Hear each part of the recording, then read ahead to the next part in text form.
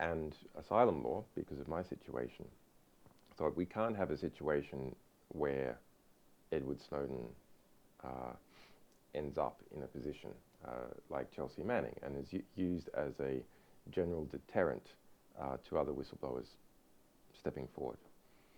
And he would have been imprisoned at any moment in Hong Kong, and would have then been sold to the world as, well, look, if you're trying to do something important as a whistleblower, your voice will be stopped, you'll be placed in prison in very adverse conditions. We wanted the opposite. We wanted a general incentive for others to step forward. Now, that's for philosophical reasons. It's because we understand the threat of mass surveillance. But it's also very understandable for institutional reasons. WikiLeaks specializes in publishing what whistleblowers reveal. And if there's a chill on sources stepping forward, that's not good for us as an institution. On the other hand, if people see, yes, it's good for sources to step forward, then there'll be more of them. On the full publication versus extremely limited publication, well, Edward Snowden hasn't really had a choice. He has had various views that have shifted over time, but he's in a position where we made sure that he had given all his documents to journalists, Glenn Greenwald principally, but also some to Guardian, before he left Hong Kong, because both Edward Snowden and I assessed that it would be a kind of a dangerous bait for him to be carrying laptops with material on it as he transited through Russia to Latin America. It might be something that would cause the Russians to hold him. So we made sure he had nothing. So actually, since the point of those initial disclosures, Edward Snowden hasn't been able to control how his publications have been used. He's been a very important voice in talking about the importance of different aspects of them, but he's had no control. The result is that more than 97% of the Snowden documents have been censored. Enormously important material censored, and why there have been some pretty good journalists working on them, and Glenn Greenwald, I think, is one of the best journalists publishing in the United States. You have to have hundreds of people working on material like this, and engineers, etc., to understand what's going on. So we have quite a different position to those media organizations that have effectively privatized that material and limited it. Now, you can't say that actually the initial publications was all the important stuff, because there have been many more publications as time goes by, even some within the past 2 months. And those publications, for example, include ways to find sites in the United States used by the National Security Agency. There's some procedures for visiting those sites. Now, if those had been released in 2013, investigative journalists and individuals could have gone to those sites before there was a cover-up. And that's true in the United States, and it's true in Europe and elsewhere. So I'm a bit sad about, in some ways, about how the impact of the Snowden archive has been minimized as a result of not having the greatest number of eyeballs.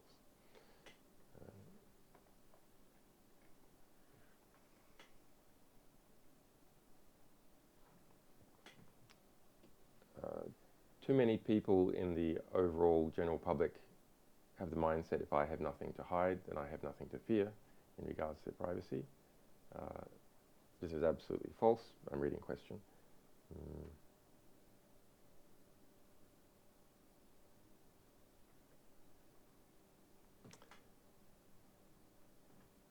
I mean, it's a statement, really. well, you can reverse this statement, this extremely irritating statement. I mean, when you hear people say that, you say, I mean, this is so 21st century, so Generation Z. Uh, it's not about you. It's not about whether you have something to hide. It's about the whether society can function and what sort of society it is. The key actors in society who influence its political process, people who publish, publishers, journalists, MPs, civil society foundations, if they can't operate in the society, then you have an increasingly authoritarian and conformist state. Even if you're someone who thinks otherwise, you're of absolutely no interest. The result is you have to suffer the consequences of the society that has been, that has evolved. Also, you're not an island. So when you don't protect your own communications, it's not just about you. You're not communicating with yourself. You're communicating with other people, and you're exposing all those other people. And even if you assess at the moment that they're not at risk, are you sure your assessment is correct? And are you sure they're not at risk going into the future?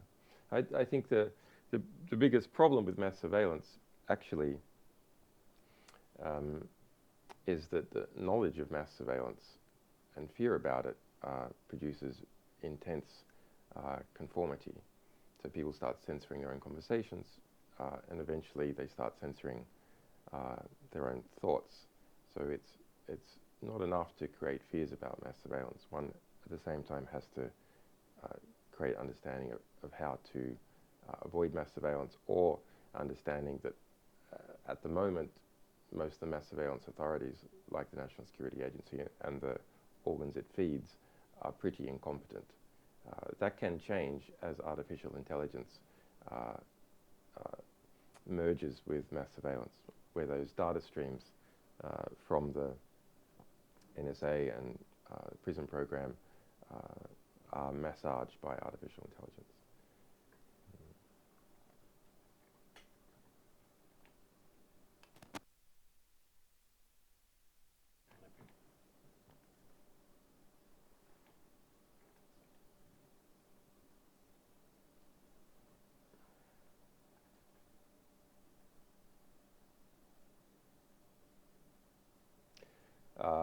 Okay, it's a question from Sam C0.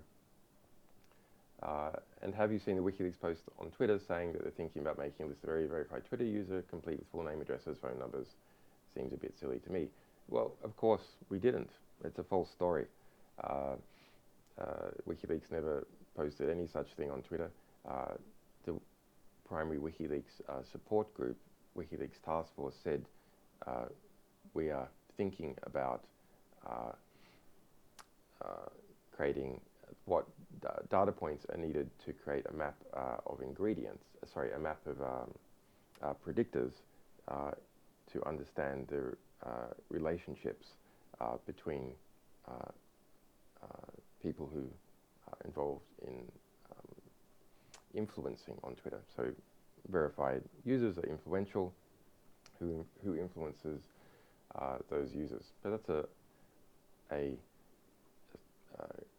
discussion question by a support group, and it explicitly stated that it was not about publishing addresses. So it's but seeing that story spread, well, why is it spreading? It's spreading because of two reasons. Number one, as a result of the efficacy of our publications, and they're damaging the ruling class in Washington and more broadly in the United States.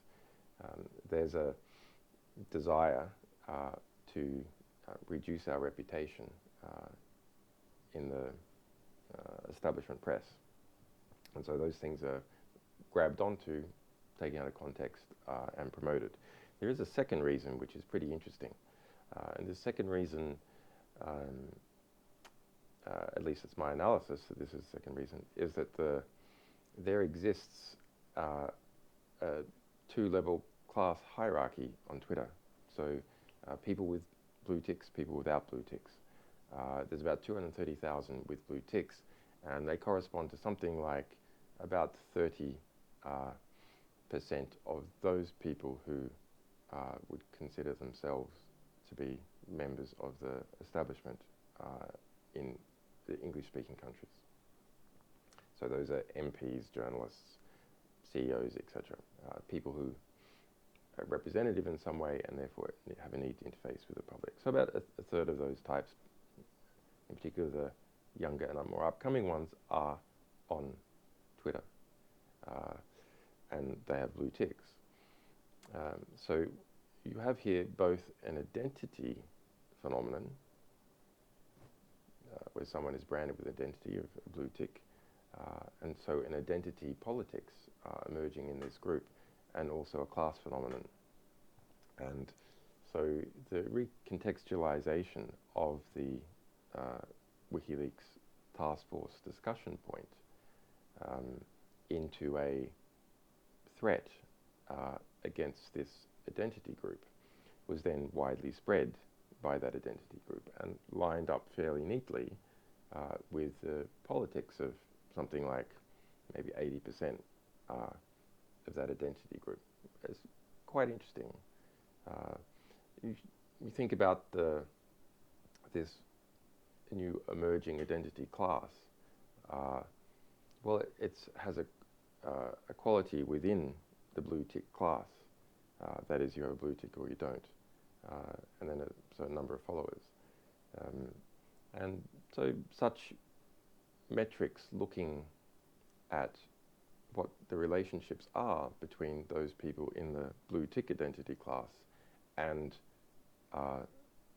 exterior class dynamics, so relationships to power of various kinds, removes some part of the equalitarian nature within the blue tick identity class, which in some ways is a threat to those people who have gained the blue tick, but otherwise perceive they're not at the heights of the power in the exterior class. It's interesting.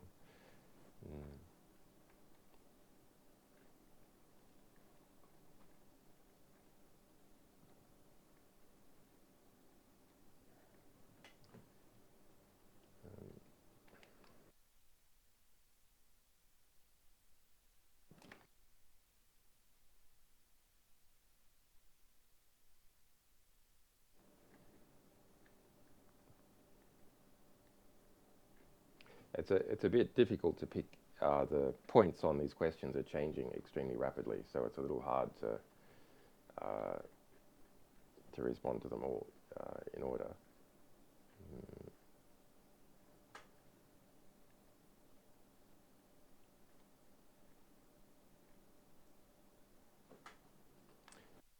Okay.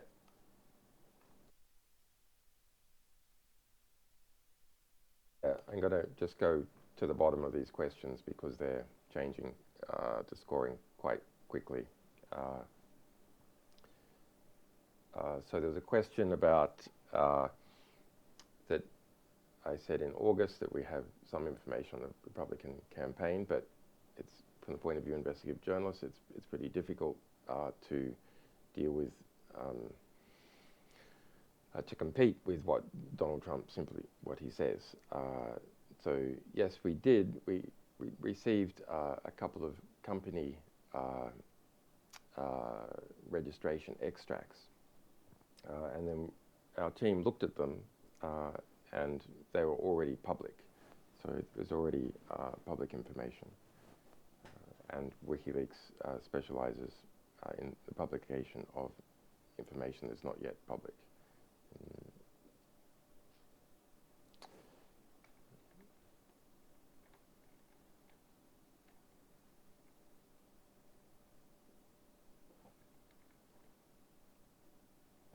Why release the emails in a constant trickle near the end of the campaign? If the truth is your goal, surely expressing them in a couple of batches would work. just as well. Constant drip drip over the last months of the campaign. Reek of WikiLeaks hoping to have maximum political impact in the campaign. It's an interesting question. But why the irritation? So why the irritation compared to publishing all at once? People, you can imagine, if we published all at once, would say, you deliberately made a giant bomb. You deliberately published all at once in order to have maximum political impact. Well, in WikiLeaks publications over the last 10 years, we've used a variety of publication strategies depending on the amount of material, how readily engaged the audience is, what the time frame is for publication. And what we've found is that you want to closely match the demand curve with the supply curve. So people can read a limited amount of words each day. Just think about it. There's a finite number of people, there's a finite amount of time, and there's finite reading speed. So their demand for words, even if they're 100% interested in that subject, is finite. So it's optimal to match the demand for a particular type of information with the supply of that information. If there's oversupply of information above the demand for it, then the oversupplied part is not read. And of course, we want our publications to have maximum possible readership, understanding, and our sources of all kinds want maximum possible impact. They don't want to go through these risks for their material to not be read.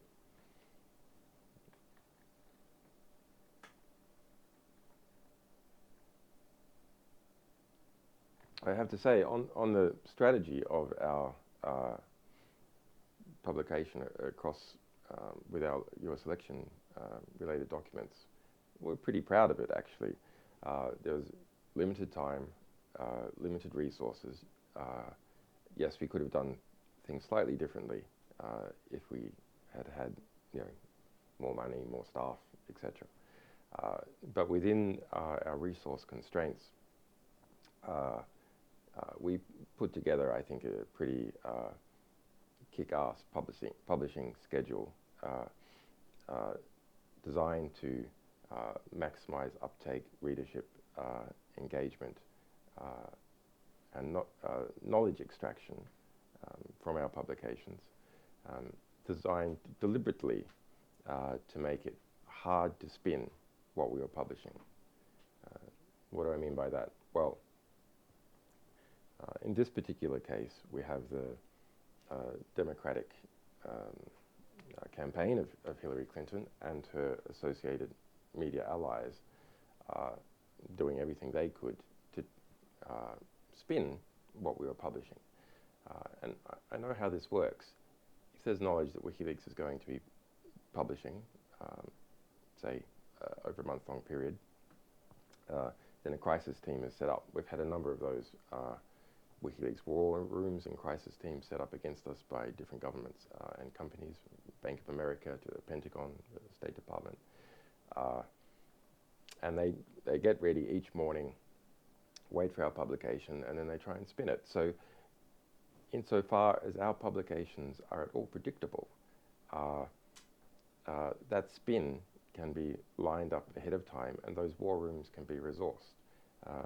So we made sure that what we were going to publish was unpredictable. When we were going to publish, it was unpredictable.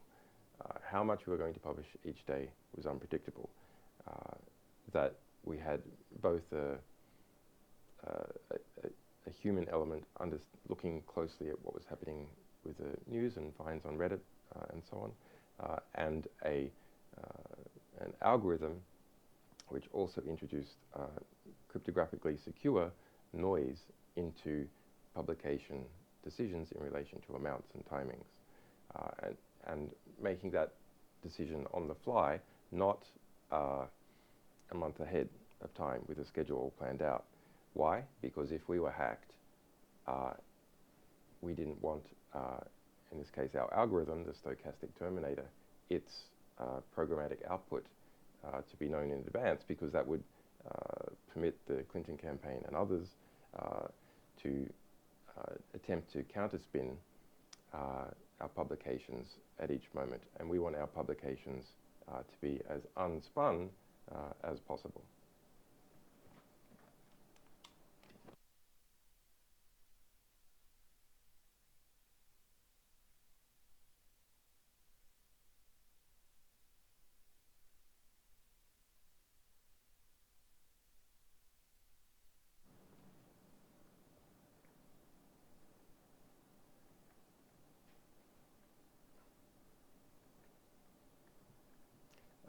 Okay, so there's a question. Please address the allegations that WikiLeaks has a friendly relationship with Russia. The timeline, blah blah blah. So I've seen this rubbish again and again and again. Let's pull back and understand what's going on. WikiLeaks has published more than 10 million documents over 10 years. We have a 100% accuracy rate on authenticating our publications. Everyone in the media knows that we have a 100% accuracy rate. So despite our publications affecting powerful groups which are related to the media, establishment media is in a difficult position, which is we have perfect credibility of our publications. So one has to make ad hominem attacks to try and colour perception of the organization involved, and therefore colour the publications, because no direct attack is possible. And so we get all sorts of ad hominem attacks about WikiLeaks, about our sources, about me. I've been called a dog torturer, a Mossad agent, a CIA agent, a Russian agent now, a pedophile recently on MSNBC, on CNN, just twice in the last week. So, yeah, attacks in relation to Russia are just one of those factors. WikiLeaks has published more than 800,000 documents that relate to Russia or Vladimir Putin. Most of those are critical. More than 2 million related to Syria, from Syria, about the Chinese documents, a lot about China, material from China, we've been banned in China, etc. So each country and its establishment tends to perceive WikiLeaks as a something that is difficult for them, and that erodes the authority of state institutions, and that's true in the United States. So yes, WikiLeaks said it was ready to drop a bombshell on Russia. Not quite. We said we have important documents pertaining to Russia. And yes, the FSB apparently was quoted as saying, well, we can electronically attack or something WikiLeaks. And then we did publish those documents. Those were the Russian-related documents in the US diplomatic cables, and they were extremely strong, speaking about Chechnya, Russian crime. A number of books were written from that, a number of calling Russia a mafia state, a number of successful lawsuits against the Russian state have made use of those documents and other documents, etc.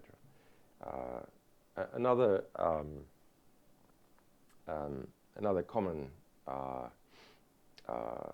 untruth that is told is the claim that I worked for RT, the Russian state TV. It's absolutely false. In 2012,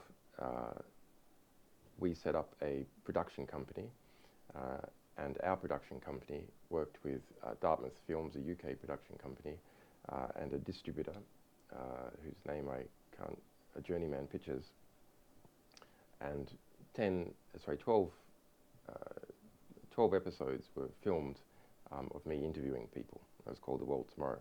It's the first TV thing I ever did. And we licensed that to a dozen different organizations, and RT was one of them. And RT aggressively promoted it internationally, and then people tried to twist this story into me working for RT.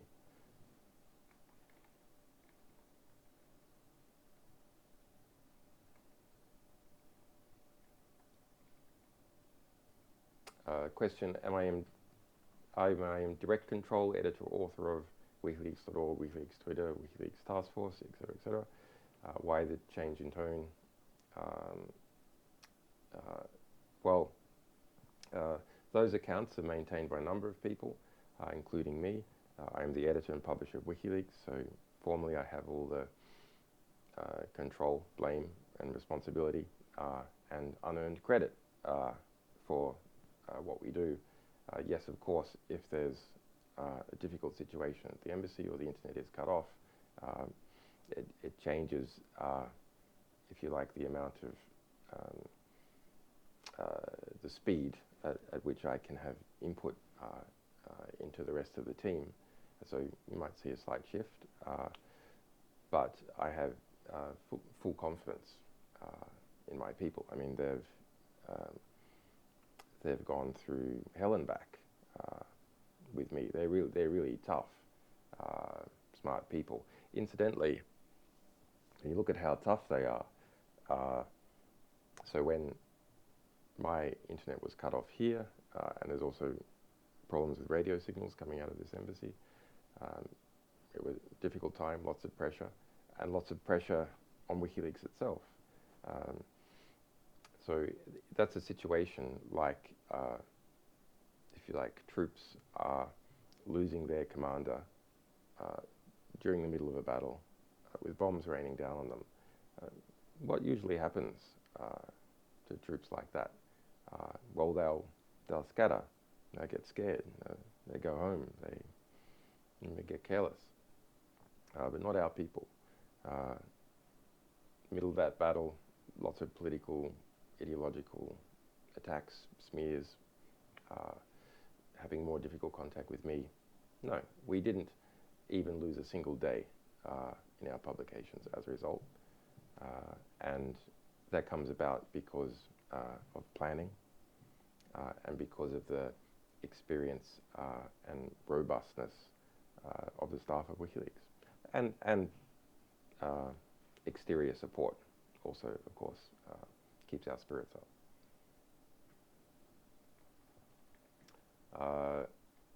Shortly after your internet access was cut, the head moderator of /r/WikiLeaks added 6 new users to the moderation team, etc., etc.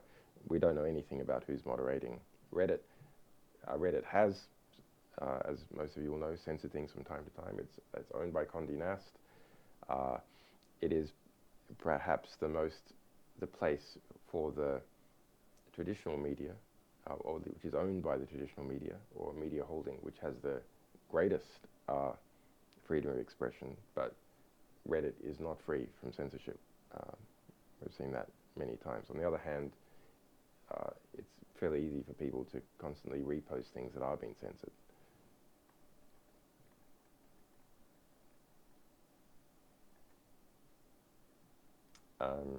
Okay, so there's a question on am I alive, am I kidnapped, etc., etc. Okay, so this is the whole proof of life topic. So it's very, we saw that evolve, and it's both gratifying and a bit alarming. I'll explain why. So personally, and the rest of the team at WikiLeaks were very pleased that there was such an expression of concern about how we were doing. We expected all these attacks, and if you looked at my public statements and some of the statements tweeted by WikiLeaks in the lead up to my internet being cut off and to that difficult diplomatic situation, we were saying, you know, the attacks are going to come in, we're going to need people to defend us, we're going to basically need an army to get through this.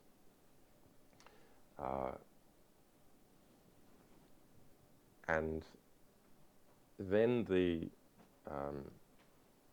concern for how I was doing and why I wasn't being seen, etc., arose. So the answer to this proof of life question is that we're interested in something quite different. So anything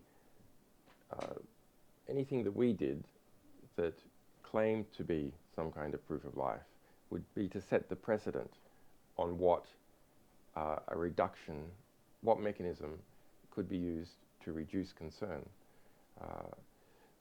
So the calls, for example, that I issue a PGP signed message. Okay, well, it's fine if you can understand that it's me who's issuing the PGP signed message, but a PGP signed message doesn't tell you who has issued it at all. It's just a claim message. So let's look at what kind of precedent we would be setting. We'd be setting the precedent that when there's a concern about whether one of our staff has been kidnapped, or me, that concern can be alleviated simply with the issuing of a message of text, which is coupled to a particular cryptographic key. Now, if WikiLeaks is under serious threat, then it's quite possible it might lose control over its keys. And the reality is it's quite hard to protect keys from that kind of interference. The way WikiLeaks manages its keys is to its submission keys, for example, they are not used to sign messages. But even if they did sign a message in this case, what would it be saying? It'd be setting a precedent that could be very dangerous in the future. You don't have to, if you like, produce the person and show that they're not under duress. You can either hack a WikiLeaks key or take control of infrastructure or take control of a person and then have them, or rather claim that they had produced some signed message. So we're much more interested in creating a precedent for proof of life, creating a precedent for proof of freedom from duress, or making it hard for our people to be under duress. And the best way to do that is live video. Because even if you were under duress, and there's various forms of duress that could be applied, if it's live, you've got a few seconds to put things out. You can slip in code words into what you're saying. I'm not, by the way. I'm not, but you could slip in code words into what you're saying that people, your people, could then see.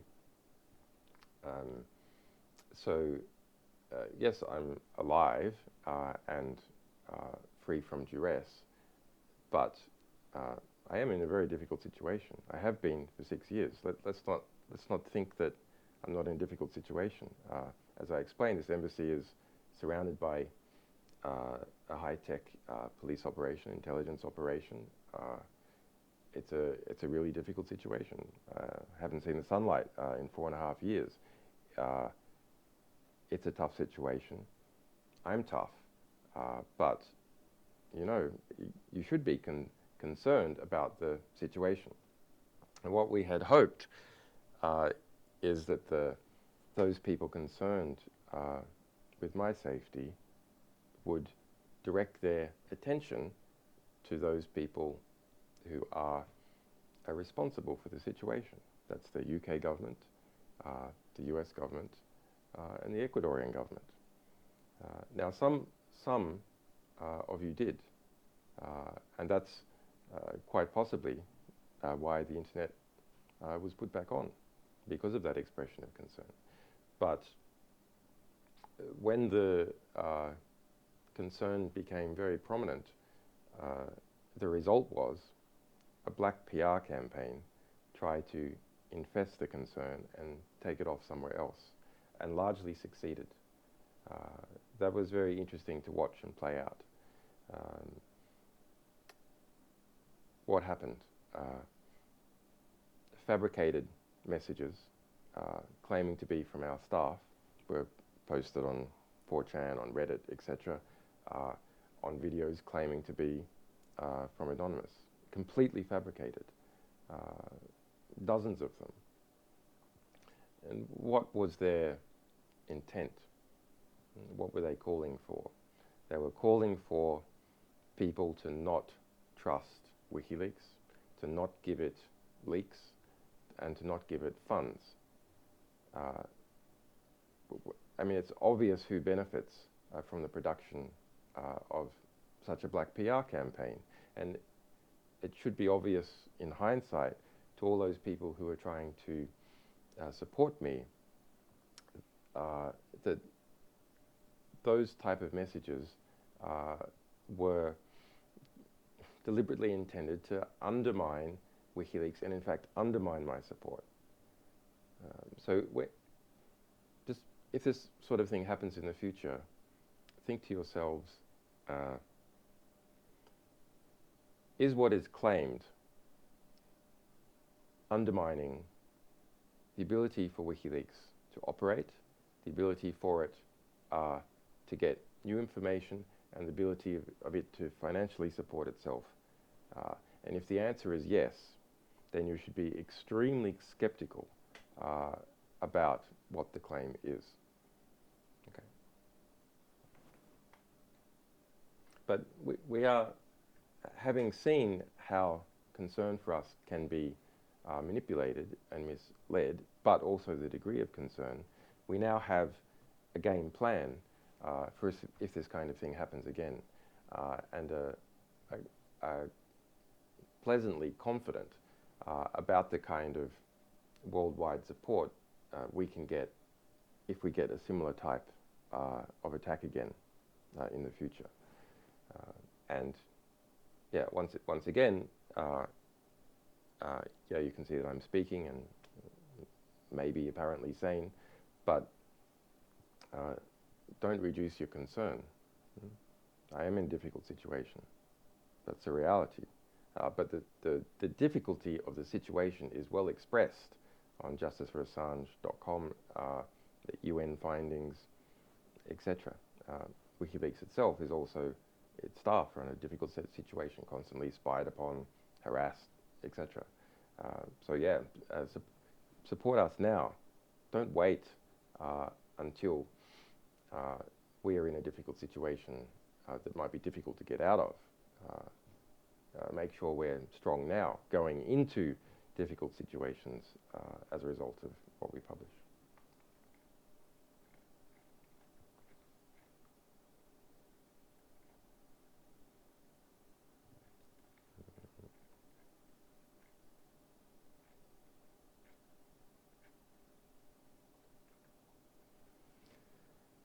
I'll just take 2 more questions. I'll try and refresh to see if anything has come up that's new.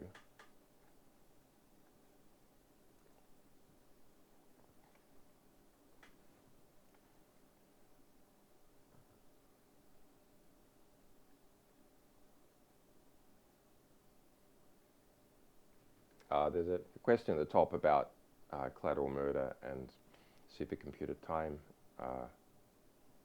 I can't confirm or deny anything relating to our sources there. However,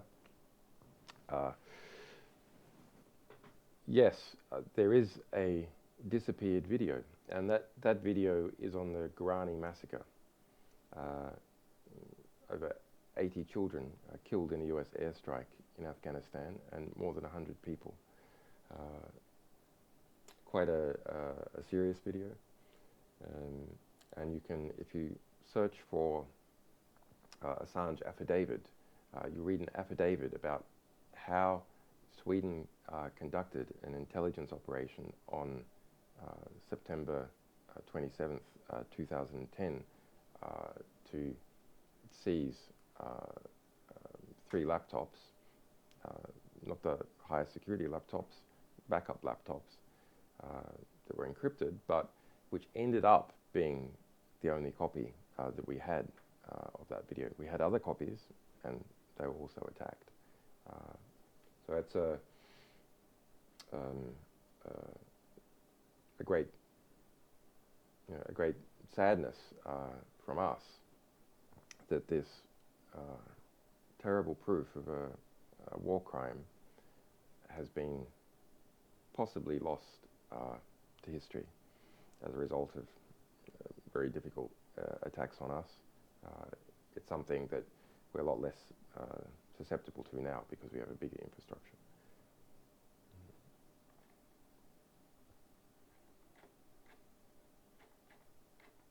Okay, I think, there's a question on the Panama Papers. So there's a claim repeated in, the usual idiots in the ruling class press that WikiLeaks said the Panama Papers had been produced by CIA, US intelligence to attack Vladimir Putin. Absolutely not. In fact, we explicitly stated that we did not believe that was so. The key journalists and newspapers who collected the Panama Papers in Germany are our publishing partners. So we knew about the story, we aggressively promoted it. However, the particular story that came out on Vladimir Putin, and which was pushed as the leading story in the Western press, rather than issues related to, say, David Cameron or Western figures coming out of the Panama Papers, was funded and produced, was funded by USAID and Soros Foundation. And they funded an organization called OOCPR, which does sometimes good work, but it is based in I think it's based in Maryland, but it focuses exclusively on negative stories about the Russia and the former Soviet states. So you have a story on Vladimir Putin produced by an organization which exclusively focuses on Russia and the former Soviet states. That's based in Maryland, that's funded, and the only funders listed by USAID and the Soros Foundation. So that is no model for integrity, and that's what we said. That some good journalism, but this is a difficulty when you have negative stories about Putin being pushed forward and funded by the US government. So we're trying to distinguish WikiLeaks' model of publication, where we're funded by our readers, not by dodgy foundations or the US government. And we don't like it when we're in competition with an organization based in Washington, D.C., funded by the US government. And readers should be able to distinguish which source is more reliable to give you the truth. One that's funded by a government attacking a figure in another government, or one that's funded by its readers and has a track record of publishing everything if it has a collection of material eventually.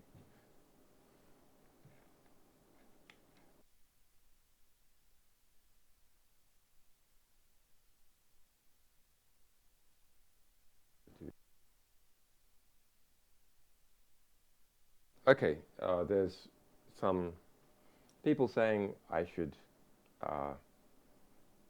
because of the advances in technology in relation to video editing and audio, etc., that I should try and do something that is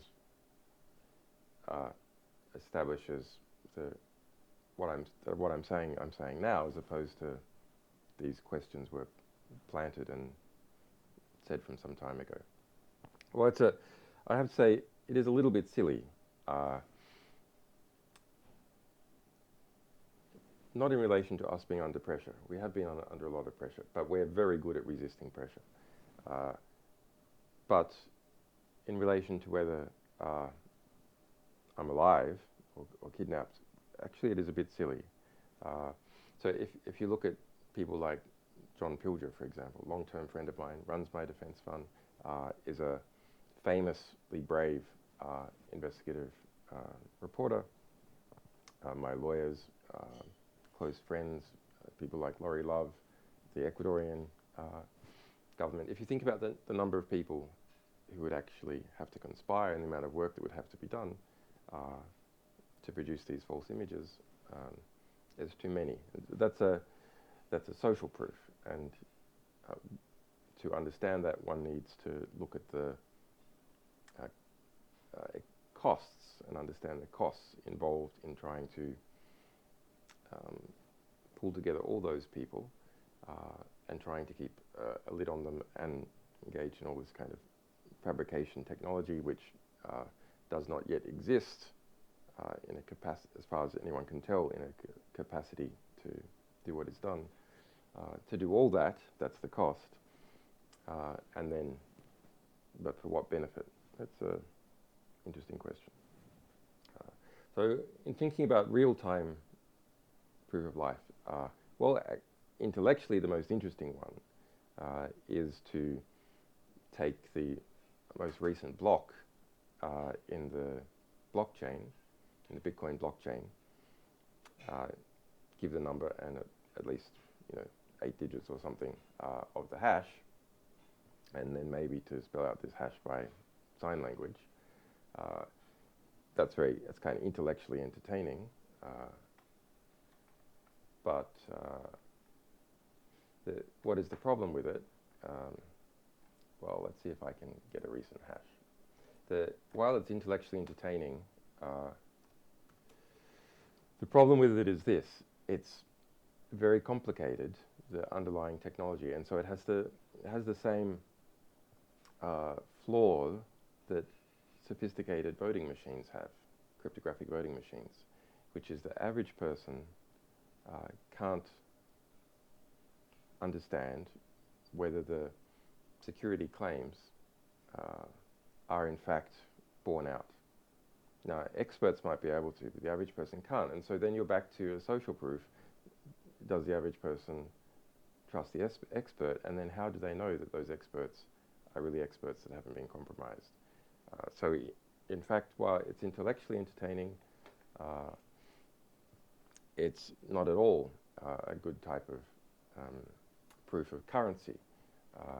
But I'll give one anyway. So this is block 445706, and the hash is 1783748F6872728CAA92ECB49.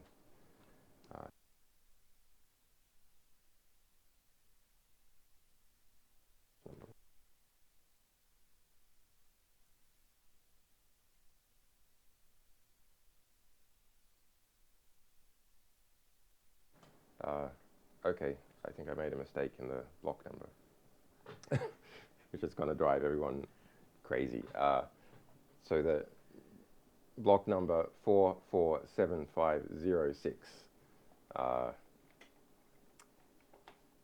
See, this is how you can tell it's real time with some mistakes.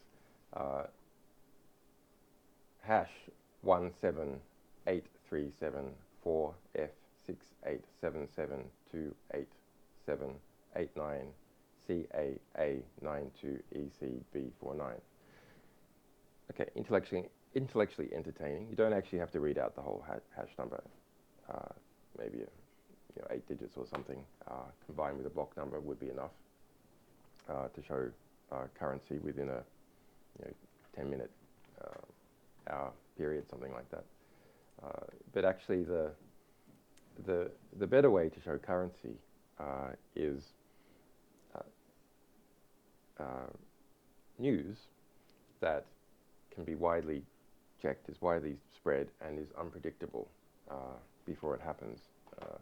The best would be, a few different natural disasters, maybe a lot of weather measurements,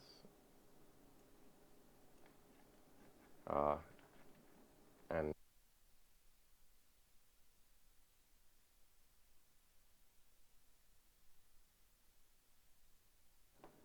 hmm? uh, and are we unmuted?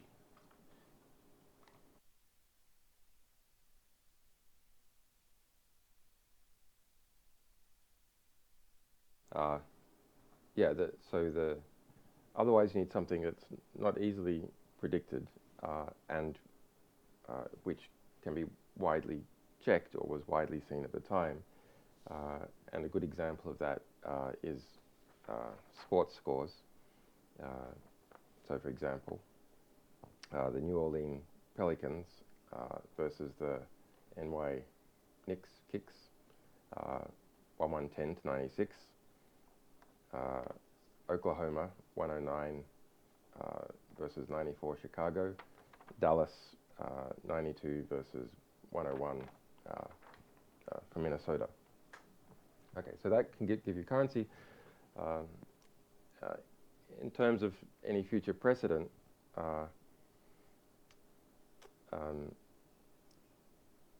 if I disappear or someone else disappears, the answer to whether we're okay and under duress is given by two things, or should be given by two things in future. Number one, by lawyers, friends, by lawyers, publicly associated close friends, people who fund my defense campaign. So let's look at those.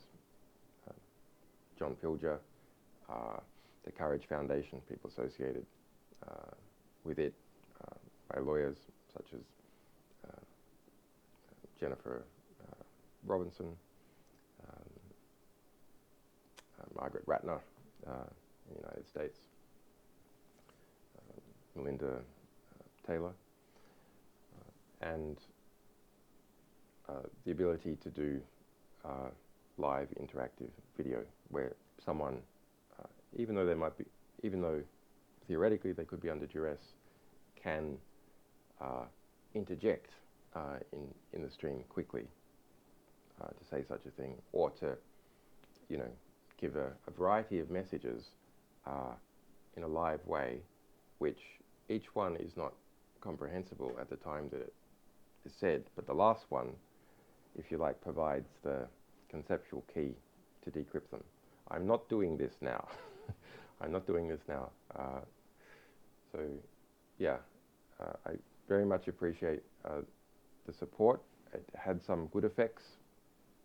I think it probably contributed significantly to restoring my internet. A lot of that well-intentioned support was waylaid by a black PR campaign, so don't let that happen again. And that's it. Thank you, Reddit. Thank you, Redditors, for spending so much time on our material. Yeah, we're really, really happy with it.